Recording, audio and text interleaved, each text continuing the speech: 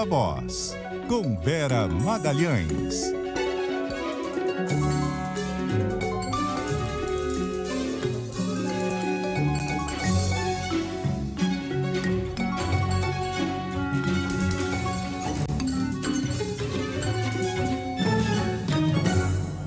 Olá, muito boa noite. São 6h06. O Viva Voz está no ar em mais um dia em que o mercado está tenso e o Congresso está tentando votar o pacote de gastos. Parece o mesmo dia de ontem, mas é outro, Marcela Lorenzeto. É isso, Vera Magalhães. Boa noite para você, a todos que nos acompanham e hoje com novidades, né? Exato. A gente já ouviu a última atualização da Samantha Klein na primeira hora aqui do Ponto Final, mas ela vai falar agora com a gente, contextualizando como é que estão as articulações, as negociações, para tentar votar as matérias em tempo até o próximo sábado, né? E como é que está a vida do governo lá no Congresso. Boa noite, Samantha. Muito boa noite, Vera e Marcela. De fato, o clima hoje é um pouco melhor, já é bem mais ameno com relação à noite de ontem. O que a gente sabe é que as negociações continuaram ao longo do dia, lembrando que a sessão foi marcada para as 10 horas da manhã. É claro que, de fato, uma sessão mesmo começou somente ali por volta das 2 horas da tarde. Pela manhã ficaram aquelas comunicações, enquanto as negociações continuavam nos bastidores. O clima aqui é de aprovação, tanto é que a proposta de emenda à Constituição, que faz parte do pacote de corte de gastos, teve somente um destaque, inclusive teve ali um acordo do próprio PL, que queria fazer um destaque também, acabou retirando somente um destaque do PSOL, que gostaria de retirar desta PEC o trecho que trata do Fundeb, de utilização de parte desses recursos para a criação de vagas de tempo integral. Continuou, portanto, nessa discussão, uma discussão que inclusive está se encerrando. Portanto, já se está encaminhando para a votação do projeto de lei que trata do benefício de prestação continuada, também do Fundo Constitucional do Distrito Federal e da valorização, da nova regra para a valorização do salário mínimo. Isso já está se encaminhando e a tendência é de aprovação ainda até às 7 horas da noite, mais ou menos. Essa é a perspectiva. Inclusive, o relator desse projeto de lei, Isnaldo Bulhões, está na tribuna agora falando, fazendo a defesa do projeto, dizendo que ele é enxuto, mas que colabora para a contenção de gastos, afirmando que não haverá qualquer prejuízo para os beneficiários do BPC, benefício de prestação continuada, tanto é que ele acabou reduzindo em muito as restrições ao acesso a esse benefício, tanto é que nos cálculos preliminares do governo, ao invés de uma economia com 2 bilhões ao ano, essa economia se reduz para 1 bilhão, mas é claro que são cálculos que precisam ser feitos ainda. E agora, há pouco tempo, foi aprovada a PEC em segundo turno por 348 votos favoráveis e 146 contrários, portanto com uma margem boa, né? Então mostrando que os ânimos realmente ficaram bem melhores, a negociação avançou em torno de liberação de emendas e também de eventual não, porque vai ocorrer, né, reforma ministerial. A gente tem agora essa perspectiva de avançar, portanto, com o projeto de lei. Mais cedo houve, claro, bastante discussão a respeito destes textos e mais um dia de dólar alto, mais um dia de recorde, o deputado Carlos Zaratini, do PT, criticou o que chamou de especulação em meio à votação do pacote. Aqueles especuladores nacionais aqui, aquela turminha que fica fazendo especulação com o dólar, está se aproveitando e conturbando o ambiente. Mas isso não é um problema grave, porque nós temos visto a economia brasileira crescer de forma pujante. Nós temos vendo o emprego crescer de forma pujante e isso tem garantido melhoria de qualidade de vida para o nosso povo. Já o vice-líder do governo na Câmara, o deputado Pedro Paulo, afirmou que o pacote tem pontos positivos, mas é insuficiente para a redução. Nós temos do orçamento público brasileiro. Ele é o mais amarrado, vinculado do planeta brasileiro. Ele é o mais amarrado, vinculado do planeta. Vera e Marcela, com a conclusão da votação aqui na Câmara dos Deputados, eu até conversei com alguns líderes, eles dizem que não tem mais chance de não se votar esse pacote por aqui, estimam também que haverá toda a votação até amanhã no Senado, inclusive a presidência já convocou uma sessão deliberativa semipresidencial para agora, à tarde já começou, né? A partir ali das 18 horas era essa previsão, então já com essa possibilidade de receber os textos. Ainda fica uma dúvida com relação à votação do orçamento para o ano que vem.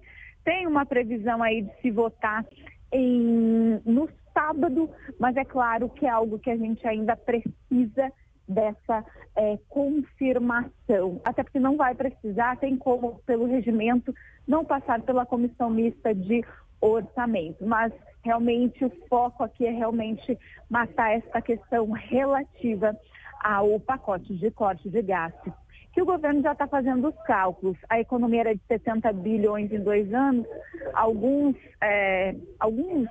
economistas, em especial do mercado financeiro, já reduzem em pelo menos 20 bilhões de reais.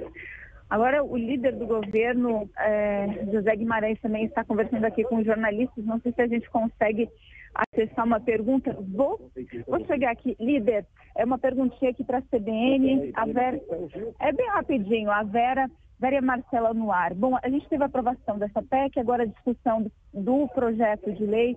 Dá para aprovar tudo? Vocês ainda mantêm a estimativa de 70 bilhões de economia? Segundo o Ministério da Fazenda, sim. Nós estamos fazendo, como sempre o presidente Lula nos disse, a matéria, quando o Executivo manda para esta casa, ela é aperfeiçoada. As pequenas mudanças, os ajustes que nós fizemos preservam a espinha dorsal do ajuste fiscal que o governo está fazendo. Portanto, esses ajustes que nós fizemos não alteram em nada a espinha dorsal. Mantivemos coisas muito importantes, né? Quer dizer, sempre com a preocupação de fortalecer aquilo que nós votamos no ano passado, que é o novo arcabouço fiscal, as novas metas fiscais do Brasil. Portanto, eu penso que esse momento ele é muito forte para o Brasil, uma demonstração de que a Câmara está dando uma contribuição muito grande para o Brasil e, evidentemente, para o nosso governo, o governo do presidente Lula. Vai dar tempo de amenizar também os ânimos do mercado com dólar acima de R$6? Eu não sei por que o mercado especula tanto, porque a gente faz tudo, e eu não sei, sinceramente eu não sei. Eu queria entender por que essa especulação tão grande. O governo, com a responsabilidade fiscal que está tendo, crescimento econômico, a inflação dentro do centro da meta, mais ou menos ali. Eu não sei por que fica essa especulação toda. Isso é ruim para o país, é nocivo aos interesses do Brasil. Líder, muito obrigada. Agradeço também aos colegas da Globo News que vão fazer um vivo agora também com o José Guimarães e deixaram eu fazer essa pergunta ao vivo aqui com o José Guimarães, líder do governo. Diz ele, então, que está na hora de acabar com essa especulação, né? Ele diz que não tem o porquê e que se mantém aquela projeção de economia de 70 bilhões de reais em 2 anos. Vera e Marcelo. Obrigada, Samanta. Sempre ali apostos para laçar os deputados no plenário, no Salão Verde. Muito bom. É isso, Marcela. Vai indo. Já foram 2 dos 3 projetos que têm previsão de serem votados agora. Já passaram pela Câmara, com desidratações que ainda vai precisar saber quanto que custaram. Os impactos, né? Os impactos. E falta o projeto de lei que trata da questão da trava no salário mínimo. Então, Senado eu acho que vai ser um pouquinho mais fácil, com menos emoção que na Câmara. É isso, vamos aguardar, né? Porque até, como a Samanta trouxe pra gente, há uma expectativa de que comece hoje, vire à noite. Vamos ver se consegue concluir de fato. Que a gente vem falando há bastante tempo, né, Vera? É um período muito curto e que precisa aprovar justamente por causa de todas essas movimentações no mercado. Hoje o dólar deu uma recuada, né? O câmbio, também teve falas do Banco Central, passagem de bastão. Uma recuada depois de subir, passar de 6,30. 6,30. E aí precisou queimar muito dólar e o BC diz que tem reserva para queimar mais. Quem traz o resumo do dia, de novo, muito tenso, e o que falaram o atual e o futuro presidente do Banco Central, André Pinheiro. Boa noite, André. Oi, Vera. Boa noite para você, para Marcela e também ao nosso ouvinte. Após bater recorde de R$ 6,30 na manhã desta quinta-feira, o dólar passou a operar em queda e fechou o dia em R$ 6,12. A redução do valor da moeda americana só foi possível graças a 2 leilões de dólar realizados pelo Banco Central do Brasil para aumentar a oferta da moeda no país e conter a desvalorização do real. O primeiro leilão, por volta das 9h30, vendeu 3 bilhões de dólares, mas não foi suficiente para conter a alta. O BC então anunciou um segundo leilão de mais 5 bilhões por volta das 10h30 da manhã. Pouco antes do meio-dia, a moeda americana passou a operar abaixo dos R$ 6,20. O presidente do Banco Central, Roberto Campos Neto, avaliou que houve uma saída extraordinária de recursos do país neste fim de ano, por isso o BC resolveu intervir com leilões de venda de dólares. O futuro presidente da instituição, Gabriel Galípolo, disse nesta quinta não ver ataque especulativo contra o real. Galípolo afirmou também que há um ruído na comunicação, mas que tem explicado o que pensa o mercado ao ministro da Fazenda, Fernando Haddad, e ao presidente Lula. Eu acho que não é correto tentar tratar o mercado como um bloco monolítico, vamos dizer assim, né? Seja como se fosse uma coisa só, que está coordenada, andando num único sentido. Basta a gente entender que o mercado funciona geralmente com posições contrárias, né? Para existir um mercado, precisa existir alguém comprando e alguém vendendo. Então, toda vez que o preço de algum ativo se mobiliza em alguma direção, você tem vencedores e perdedores. Que a ideia de ataque especulativo enquanto algo coordenado não representa bem. Essa minha interpretação é bem compreendida e aceita nas minhas interlocuções, seja com o ministro Fernando Haddad, seja com a ministra Simone Tebet e seja com o presidente da República. Além da atuação do Banco Central, Galípolo defendeu mudanças na política fiscal do país. Para ele, o pacote de corte de gastos é um passo nessa direção, mas não vai funcionar como bala de prata. Galípolo citou regras de crescimento complexas e até rigidez do orçamento público. Sinto isso na conversa que eu tenho com o presidente Lula, que eu tenho com o ministro Fernando Haddad, um reconhecimento, primeiro, do diagnóstico, de que existe, sim, problemas fiscais a serem endereçados no país. Nenhum programa que vai ser anunciado vai ser uma bala de prata que vai dar conta de resolver. Devem ser, sim, uma demonstração de reconhecimento do problema e do diagnóstico e passos na direção correta. Mais um passo na direção correta. Isso muitas vezes vai fazer com que esses projetos andem numa velocidade que não é exatamente a velocidade que todos nós gostaríamos. Mas essas são as dores da democracia e, como eu já disse várias vezes, eu prefiro essas dores do que qualquer tipo de falso atalho para isso. O futuro presidente do BC chegou a dizer nesta quinta que todos sabiam que qualquer pacote não resolveria de vez o problema da dívida pública e que é preciso fazer um trabalho contínuo. Inclusive, Galípolo disse ter ouvido do presidente Lula que confia no trabalho do Banco Central de fazer o que for possível para levar a inflação para o centro da meta. Vera. Obrigada, André, pelas suas informações. É isso, ao sentarem os dois juntos para dar esses recados, eles agem justamente para tentar serenar os ânimos, acalmar o tal do mercado. O Galípolo sutilmente divergiu do seu ex-chefe, Fernando Haddad, quando disse que não tem um movimento especulativo, que não é algo coordenado, como se todos no mercado agissem para desafiar ali o Banco Central, o governo e especular com a moeda. E com isso eles tentam trazer de novo a cotação para algo um pouco mais próximo da realidade. Ainda assim fechou num patamar muito alto e a expectativa do mercado é que esse ano a gente feche com uma cotação quase em 6. em 5,95. Essa é a média aí que veio no último Boletim Focus, ainda antes desses sprints dessa semana. Portanto, um desafio para o governo em 2025, um desafio a mais, que é o de trazer o câmbio para algum nível um pouco mais próximo da realidade, Marcela. E acho que essa coletiva também mostra um alinhamento, né, entre os dois, o sucessor e o antecessor. E porque havia, apesar de pequeno, um certo receio também com relação a de que maneira Galípolo comandaria o Banco Central, já que justamente por causa dessa proximidade que teve com o governo Lula, né, Vera? Então já chega, como você disse, para acalmar os ânimos e mostrar que os dois estão alinhados nas decisões que estão sendo tomadas pelo Banco Central, apesar do presidente Lula discordar. É isso, o presidente Lula segue discordando, o Galípolo fez questão de fazer um elogio ali, que o governo tem plena compreensão de como funcionam as coisas, etc., justamente para tentar dissipar um pouco esse climão e assumir sob menos críticas, tanto do PT quanto dessa ala do governo que vê nos juros o grande vilão da economia. Por falar em presidente Lula, ele voltou a Brasília depois de passar alguns dias aqui em São Paulo, depois da alta hospitalar que recebeu. Ele despachou aqui de Brasília, recebeu vários ministros, outros políticos, aliados, mas agora voltou a Brasília até para ficar mais perto dessa reta final aí da articulação da votação do pacote no Congresso. Quem traz as informações para a gente a respeito desse regresso é a Isa Staciarini. Boa noite para você, Isa.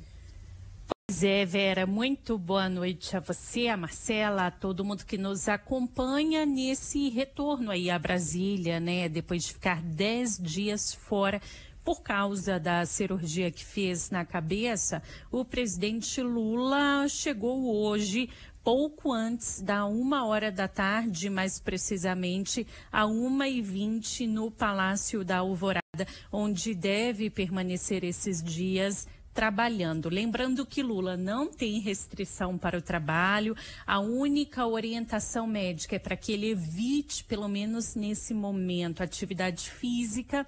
E hoje o presidente Lula desembarcou e logo veio para o Palácio da Alvorada. Inclusive, Vera, amanhã, nessa sinalização de retorno ao trabalho, Lula reúne os ministros no Alvorada para um almoço.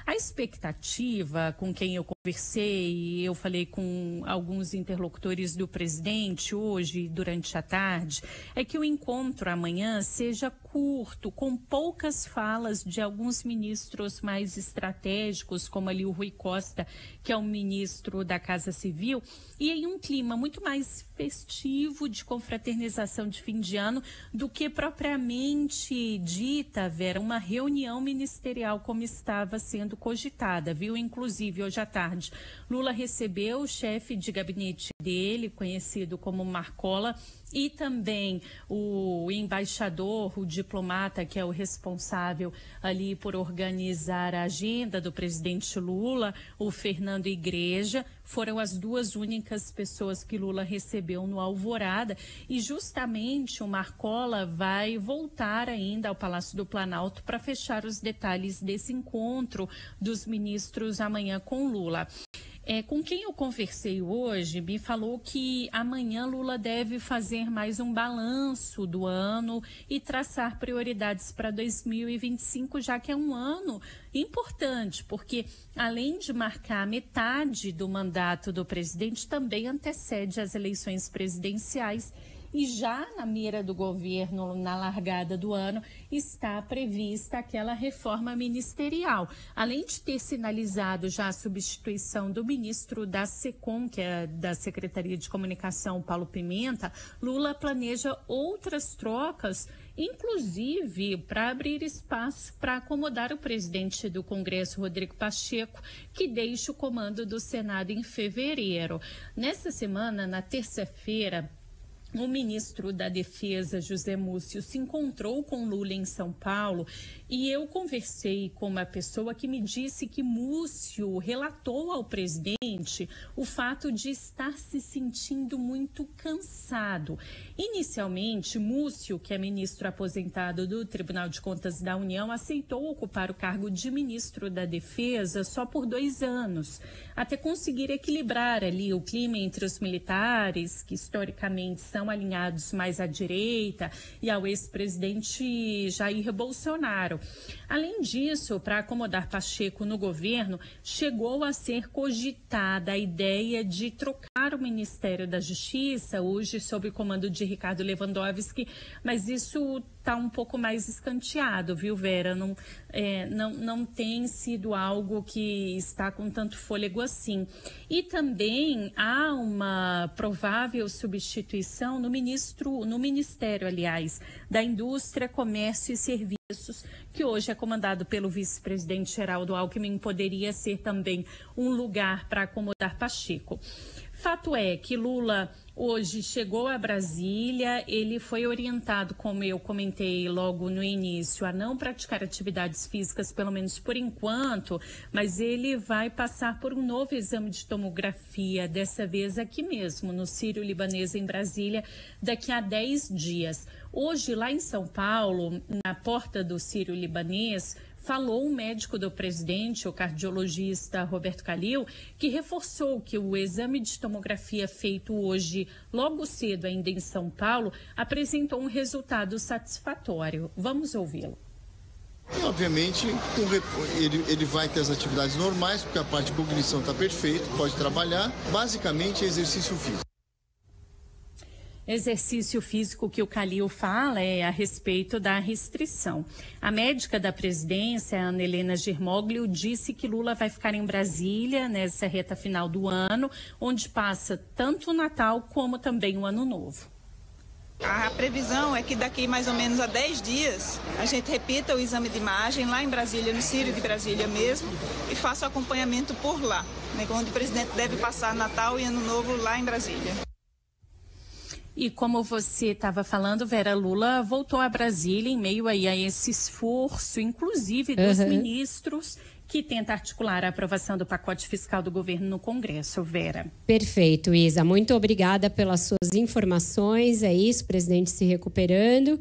É uma confraternização que vai ter um climão, né? Imagina, tá todo mundo ali na confraternização, mas pensando que pode não estar na do ano que vem.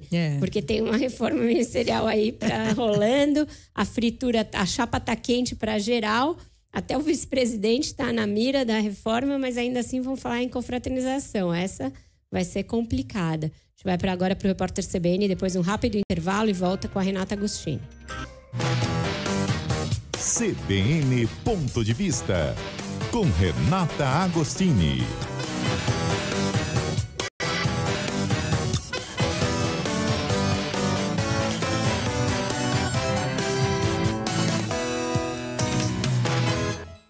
Muito boa noite para você, Renata Agostini. Oi, Vera, Marcela, um beijo aos ouvintes, tudo bem? Tudo certo, Renata, e com você, tudo bem por aí? Tudo bem. Que Acho bom. que a nossa vida está um pouco melhor do que os setoristas da Câmara. Olha, isso eu te garanto. A gente estava até brincando mais cedo, Vera, que a Samanta tá sendo bem tratada, tomando um cafezinho ali, porque tá virando os dias lá. Mas aquele na café Câmara. horroroso, café de licitação terrível. É ruim mesmo. É muito ruim. Mas Vera, que gosta dos stickers, eu vou mandar para ela, tão fantásticos os do Arthur Lira. Ninguém vai embora, de férias com Lira. Manda pra Muito gente bom. também, poxa. Manda. Vou mandar.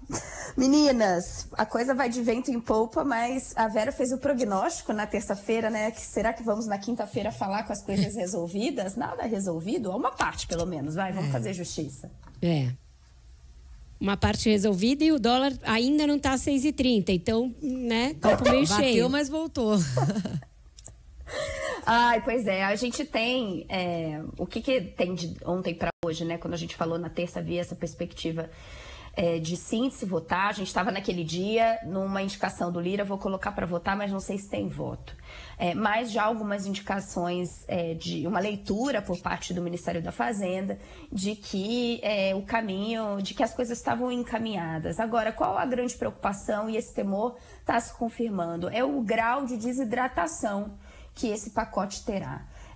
Quando eu conversei hoje, ao longo do dia, com integrantes da Fazenda, eles diziam que, apesar de o ministro da Fazenda, Fernando Haddad, né, não ter falado ali numa grande desidratação, quando a gente fala desidratação, pessoal, a gente está falando de medidas que reduzam o tamanho da economia que a equipe econômica espera com esse pacote. Afinal, esse conjunto de medidas, ele tem como objetivo conter o avanço das despesas públicas. Nesse sentido, o ministro Fernando Haddad deu uma declaração falando que o governo estava fazendo a parte dele, que eles não viam ali, né, um grande prejuízo. O próprio secretário executivo do Ministério da Fazenda, Dario Duriga, foi na mesma linha, dizendo que eram alguns acertos, né, mas eles não estavam querendo colocar na rua um grande prejuízo. A verdade é que a Câmara foi fazendo algumas alterações. Inicialmente se pensava numa desidratação leve, agora já há uma dúvida sobre o tamanho disso. Essa conta a equipe econômica ainda está fazendo, mas já há ali nos bastidores 2 diagnósticos que me parecem relevantes para a gente trazer e discutir aqui.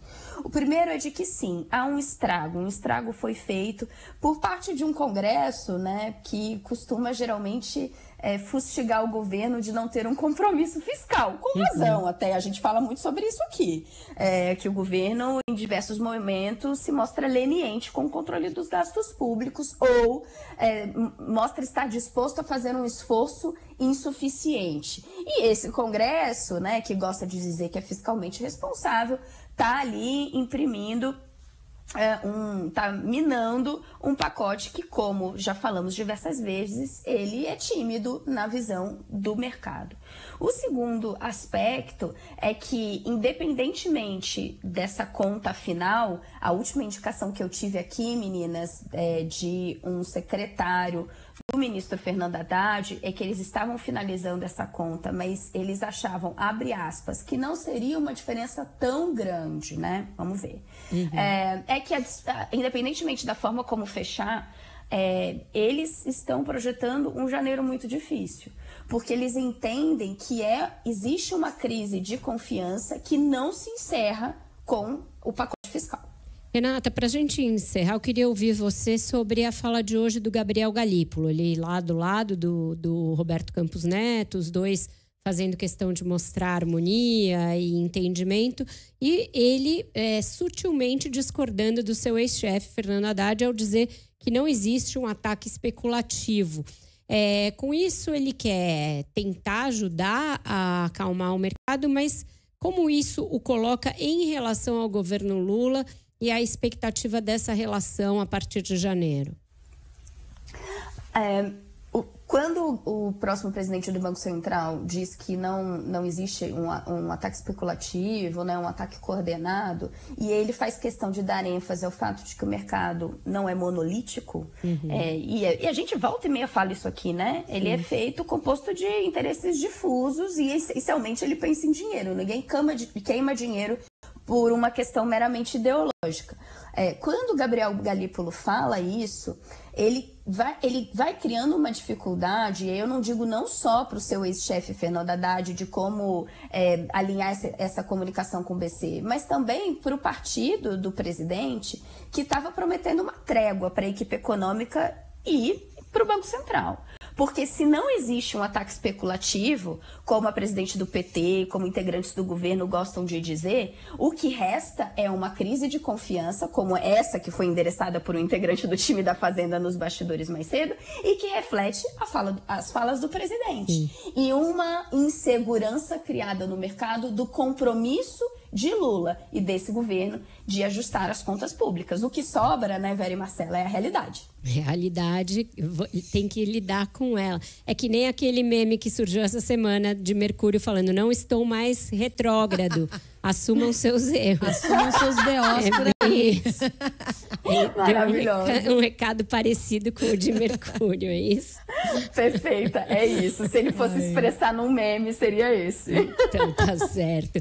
Renata, obrigada por hoje, obrigada por este ano, que semana que vem o Viva a Voz é só uma retrospectiva e todos vamos sair de uma breve folga. A gente se fala de novo em 2025. Meu Deus, eu não estava preparada para esse adeus assim. Sextou, então nos vemos. Sextou é um 2024, entendeu?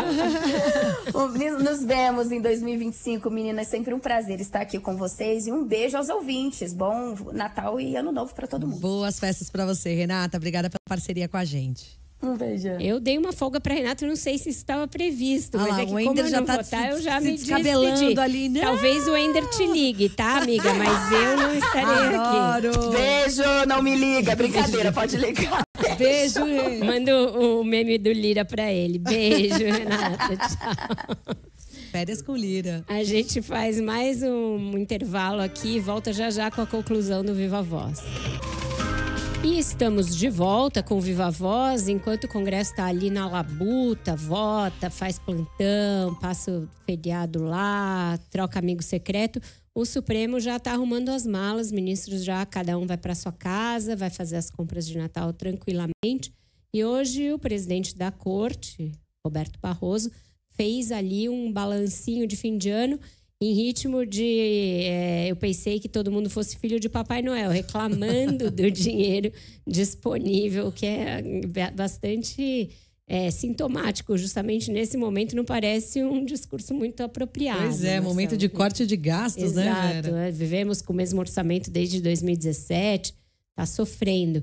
Quem traz as informações para a gente é a Ana Carolina Tomé. Boa noite, Ana. Boa noite, Vera. Boa noite também aos ouvintes sintonizados aqui na CBN. Olha só, em meio ao pacote de cortes de despesas do governo e críticas sobre o excesso de gastos no judiciário, o presidente do STF, Luiz Roberto Barroso, afirmou nesta quinta que o judiciário não é peso relevante na questão fiscal brasileira.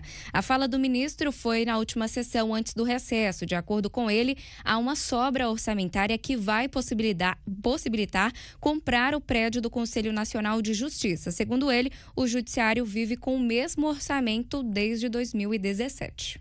Apenas com o reajuste pela inflação, como todos os demais poderes. E em termos de participação no PIB, o judiciário tem em torno de 1,2, 1,3 de participação no PIB, mas se nós tomarmos a participação há 10 anos atrás, ela foi expressivamente reduzida. Hoje é quase a metade do que já foi em termos de participação no PIB. Quanto que a questão fiscal no Brasil, o judiciário não é um peso relevante na questão fiscal brasileira. O ministro que determinou o uso obrigatório de câmeras corporais por PMs em São Paulo após casos de violência policial ganharem notoriedade, disse que o STF tem feito intervenções nessa matéria para assegurar que a importante eficiência da segurança pública não venha acompanhada de uma desnecessária letalidade com violência policial. Outro ponto abordado pelo presidente do Supremo foi em relação a decisões monocráticas que o Congresso tem agido desde o ano passado para tentar limitar esse tipo de decisão. A proposta já foi aprovada no Senado e passou pela CCJ da Câmara e aguarda apreciação de comissão especial para ir ao plenário. A PEC tem apoio dos dois atuais presidentes das duas casas. Barroso, por outro lado, Vera, disse que só este ano o STF recebeu mais de 80 mil processos e, diante desse volume, ninguém pode imaginar apreciação apenas por colegiado. Conforme o balanço do ministro, a Corte está com 20 mil processos em tramitação, o menor acervo dos últimos 30 anos. Para o ano que vem, disse que pretende enfrentar a judicialização que chamou de predatória contra companhias aéreas e o programa Minha Casa Minha Vida. De acordo com ele, o que é pago em indenização daria para construir várias casas populares e as ações desestimulam investimentos. Ainda na sessão, o ministro Gilmar Mendes, decano da Corte, falou falou sobre investigações sobre golpe de Estado. Afirmou que o cenário gera perplexidade e indignação. Em seguida, disse que o STF sempre dá a resposta que o caso exige e cumprimentou o ministro Alexandre de Moraes, que, segundo Gilmar, tem agido com assertividade como relator. Vera. Obrigada, Ana, pelas suas informações. É isso, o CNJ, assim como quase todos os brasileiros, com o sonho da casa própria em 2025, Marcela Lorenzeto. Afinal, prioridades, né? Prédio do CNJ é uma prioridade nacional, ninguém tem dúvida disso.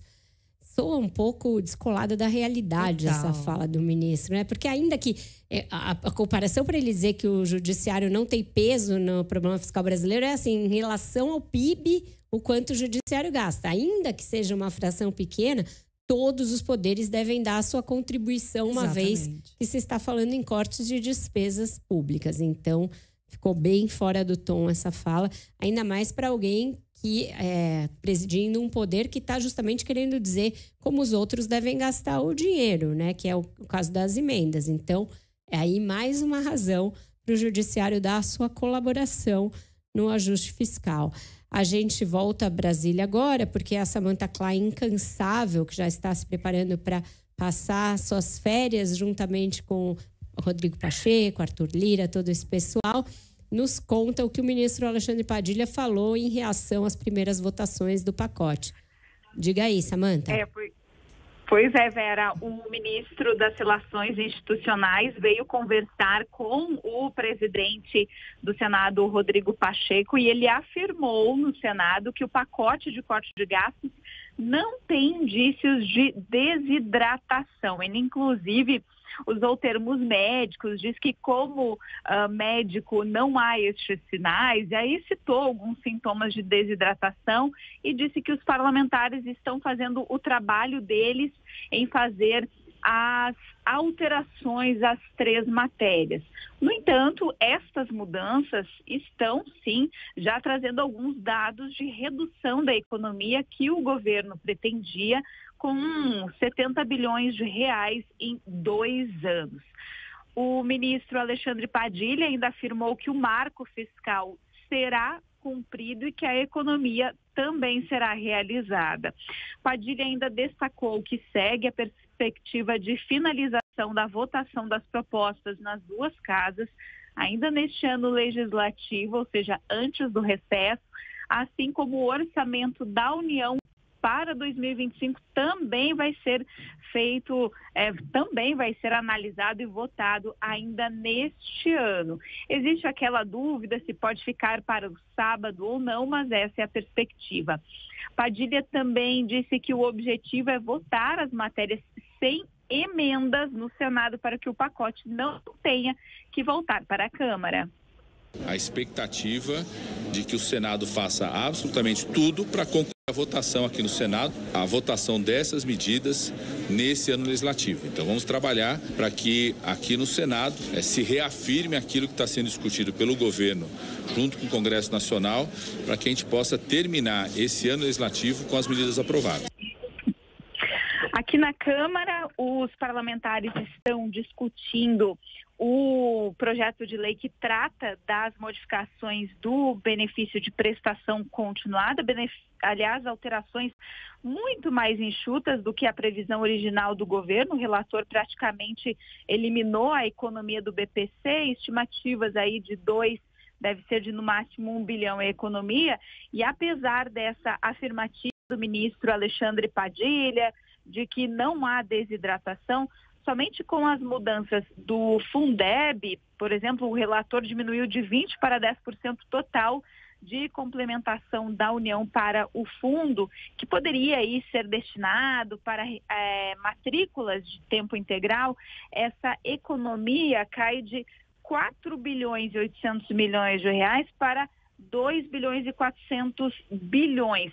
É claro que é um dinheiro que não se deixa de gastar, mas o governo poderia utilizar como comprovação da sua destinação para a educação também. Com vocês. Obrigada, Samantha, pelas suas informações. É isso, a Noite é uma Criança, ela ainda vai voltar outras vezes. Agora a gente vai rapidamente a Belo Horizonte, porque tem notícias em relação à saúde do prefeito reeleito Fuad Noman. Boa noite, Débora Costa.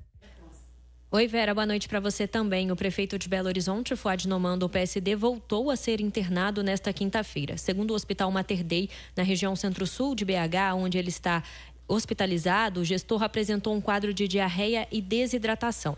Conforme o boletim divulgado, o Fouad passa por novos exames para avaliação do quadro. Essa é a terceira internação dele em menos de um mês. No último domingo, o Fouad, que tem 77 anos, recebeu alta, depois de passar uma semana na mesma unidade de saúde, se tratando de um quadro de pneumonia e sinusite. Desde então, ele estava trabalhando de casa, mas ainda fazendo repouso e tratamento por meio de fisioterapia respiratória. No mês passado, o gestor chegou a ficar internado por conta de uma neuropatia periférica em decorrência do tratamento do câncer. Novos exames realizados recentemente apontaram a completa remissão do linfoma não Hodgkin. Por conta do estado de saúde, Vera, Fouad Noman não compareceu à diplomação dos candidatos eleitos realizada pelo Tribunal Regional Eleitoral nesta quarta-feira. Ele recebeu o diploma nesta quinta, mas também não esteve na sede do TRE. Coube ao procurador-geral do município de Belo Horizonte, Hércules Guerra, representá-lo na entrega do documento. Até então, a expectativa era de melhora e retorno presencial de Fouad na prefeitura na próxima semana. Apesar disso, Fouad Noman usou as redes sociais para afirmar que recebeu com enorme alegria e honra do TRE o diploma para mais um mandato à frente da prefeitura. Ele ressaltou que segue trabalhando e se recuperando bem para começar 2025 com muita energia e disposição. Vera. Obrigada, Débora, pelas suas informações, torcendo aí pela rápida recuperação do prefeito de Belo Horizonte. Por hoje é só, Marcela. Por hoje é só, Vera Magalhães. Até amanhã. Até amanhã, um bom jornal para vocês. Daqui a pouco o Guilherme Muniz de volta aqui para a terceira hora do Ponto Final. Tchau.